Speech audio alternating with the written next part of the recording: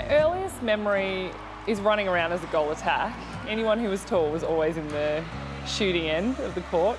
Yeah, I remember one of my first state teams trying out, when I was 14, I think. The coach said to me that there's so many tall shooters out there, but there's no tall defenders to play on them, so why don't you have a go at being a defender? I was not interested at all, and it took a lot of convincing from my mum for me to listen to my coach and get out there and have a go as a defender, and I'm so glad I did, because I think it's probably created a very different pathway for me. Had I been a shooter, a tall shooter, I would have been just one of probably 1,000. Oh, she wanted it. Chatfield. I never even dreamed of playing for Australia. I didn't even think about it. It's almost like once I got into this bubble of playing netball, it just all kind of happened, and I think they just took a bit of faith with a young kid and put me in, and I think my family was surprised, I was surprised. It just completely surreal, the whole experience. But then I feel like my Aussie career has been a real roller coaster. Yes, I was super privileged to have made it at 18, but then, I got dropped and then got back in and then got dropped and got back in and had injuries along the way, and it certainly hasn't been smooth sailing, but it's probably been the times where you don't have the great times. So when you are dropped from the team or whatever, that makes you fight harder and makes you work harder, and kind of really taught me about what an athlete was actually, what it means and what you have to do to actually stay there at the top.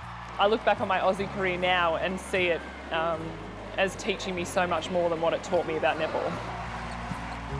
In 2010, when I got dropped for the Delhi-Com Games, that was pretty hard at the time. I could have retired quite easily. I was 28 and I'd had a good enough career, but you just kind of have that burning desire inside, that competitive spirit just kicks in again, and you just know you're not done. And I just surrounded myself with great people who helped me get back on track, and that's when I kind of evolved into more of a goal defence than a goalkeeper.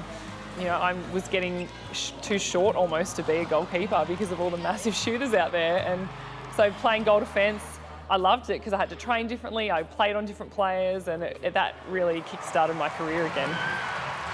Vixens finally proved they've got what it takes when it matters. It's the fairy tale finish. I think on court, everyone would agree, it's so much more physical than it's ever been.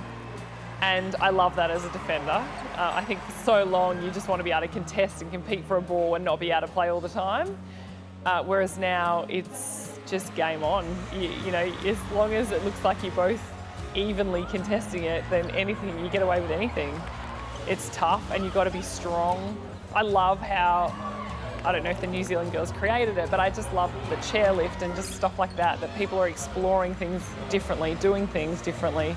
I think it's only going to be good for the game.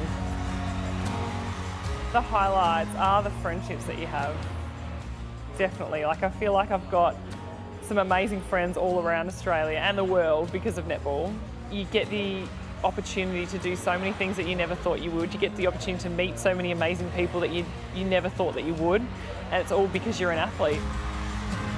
At the moment, I think because my body is sore, I'm not going to miss being on court. I do not want to get on court again, ever.